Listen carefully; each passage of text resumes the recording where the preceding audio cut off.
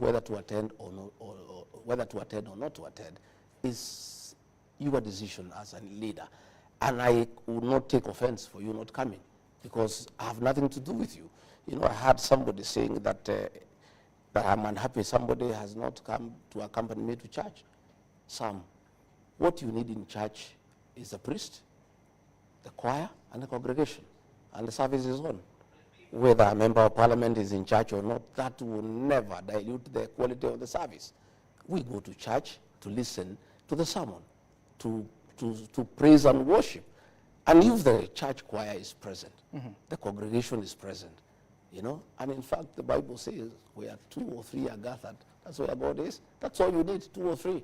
I don't think I have any issue with anybody attending my meeting or not attending. I am not bothered, really. Okay.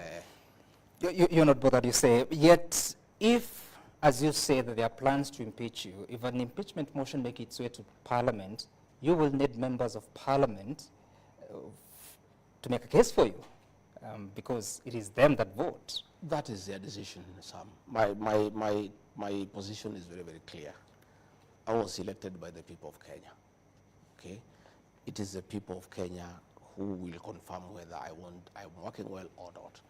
But if members of Parliament... How will they decide? If members of Parliament yeah. are persuaded, intimidated, coerced to remove me from office, so be it. The matter is there. It's that simple. There are no issues. One, I have no capacity to coerce any member of Parliament. I have no capacity to intimidate any member of Parliament. I have no money to bribe any member of Parliament. If members of Parliament want to impeach Deputy President Gachagua, so be it. If they have issues with him that are constitutional, that meets the threshold, and they want to go ahead and send him home for whatever crimes he has committed, there's nothing Gachagua can do about it. That is their purview. Yet, Deputy President, including the meeting that you're attending today in the city, some of the members of Parliament you're working with were saying that we have seen the dog, now we want to see the owner of the dog. What does that mean? You can ask the ones who made those It has been repeated in several meetings that you attend. I did not make those statements. Those are questions you can ask those who made Are you concerned that such kind of language is being used in your presence? Well, all kinds of languages I've used in many meetings, including where I am personally abused. And that is what is happening. The country is in that mood of abuses, of tough talk, of campaigning, and there's nothing I can do. I have not started it. Does it bother you? It bothers me a lot. So what are you going to do about it? Well, it's up to our boss to decide what should be done, because he is our party leader. He can call a PG and bring down the political temperatures, tell the members of Parliament to stop attacking each other, ask those who accompany him who abuse the Deputy President to stop, because if he told them to stop, they'll stop. Ask them to stop these night meetings. If he told them to stop, they'll stop. By your boss, you mean the President? Yeah. If he did, they'll stop. It's really him to provide leadership so that the country can go back to work. We have many challenges as a country. We have promises that we give to the people of Kenya. We have stored projects that needs to be completed. We have pending bills over 900 billion that we need to pay. We have housing program. We have health issues. We have issues of business. It is unfortunate that the country has been put in an election mood. You know, people are just talking about politics, how they'll impeach so-and-so, how so-and-so is useless, others are calling us snakes. There are all sorts of things that are going on. It's really upon the President of the Republic of Kenya, who is also our party leader, to put his house in order. What responsibility do you take for what's going on? Well, I have no responsibility, because my team answers to what is going on, because we are also politicians, and if there is an onslaught against the Deputy President, he too has people who support him. If you abuse him in meetings, the team that supports him will also answer. That's what happens, because they cannot just keep quiet. So it's upon our boss, President William Ruto, to call his house to order. Have you spoken to the President? Yes, I've talked to the President several times, and I've asked him to call his house to order. Yeah, he's here to do it, and I trust he'll do it, because the atmosphere we are having, the environment we are having in the country is toxic. Kenyans are very unhappy about what is going on. How can people be meeting possibly at this time to discuss how to impeach a Deputy President?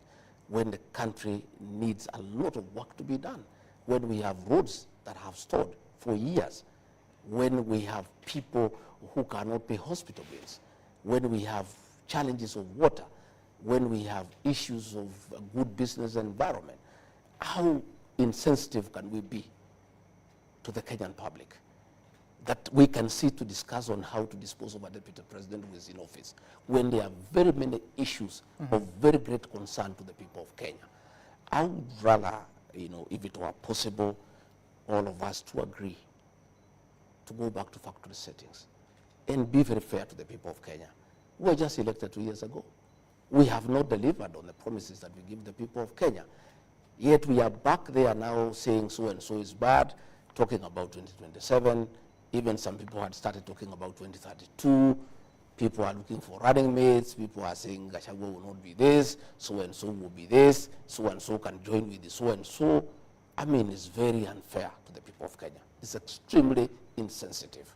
And I would rather, if it is possible, our boss, President William Ruto, to call his house to order. Okay. Because if he called his house to order very decisively, this house will get into order and people can go back to work and everybody can do his work. Everybody has our work is well spread out. The president has his job to do. I have a job to assist him to deliver on the mandate. Members of parliament have work to do in terms of legislation and oversight. Governors have work to do in terms of running the counties. Everybody has work to do. Okay. We have just come from an election. Right. Kenyans are very irritated by what is going on. It's really not fair to the people of Kenya. And Deputy President, you're saying you'd rather if it were possible. For how long have you been trying to speak to the president to put the house in order? I don't want to go into the issue of discussing my boss, the president, but I have told you I've raised the matter with him. I would rather we leave it there. I believe in the fullness of time, he'll appraise himself on the situation that is in the country. But you also expressed doubt when you say you'd rather if it were possible. Yeah. I have asked him to put his house in order. So I believe he'll put his house in order because what is going on is not sustainable. It is not right. It is very insulting to the people of Kenya, really, to get the country into the kind of toxic politics that is going on, the kind of insults on the altar that are going on, the kind of disrespect to the deputy president who is elected by the people of Kenya, in front of the president, in front of the churchgoers. What is going on is very, very unhealthy. It is not right. And it should come to an end. Okay. And as you say that, so how is your relationship with the president? My relationship with the president is okay. We have got a good working relationship. What does that mean?